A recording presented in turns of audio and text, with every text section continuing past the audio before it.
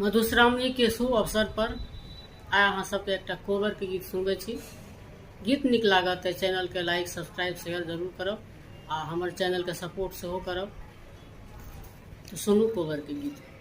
सखी आजू सोहाग की रात कोबर रंग भरी, सखी आजू सोहाग की रात कोबर रंग भरी, कहमा के छथि सिया जनक दुलारी, कहमा के छथि सिया जनक दुलारी, कहमा के राजकुमार कोबर रंग भरी, सखी आजू सोहाग की रात कोबर रंग भरी, जनकपुर के छथि सिया जनक दुलारी, जनकपुर के छथि सिया जनक दुलारी, अवधपुर के राजकुमार कोबर रंग भरी, सखी आजू सोहाग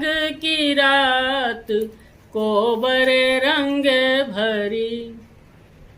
लाले पलंग पर लाले ओछावन, लाले पलंग पर लाले ओछावन, सूतथु दुल्हा दुलारी कोबर रंग भरी, सूतथु दुल्हा दुलारी कोबर रंग भरी, सखी आजू सोहाग की रात कोबर रंग भरी, सखी आजू सोहाग की रात कोबर रंग भरी।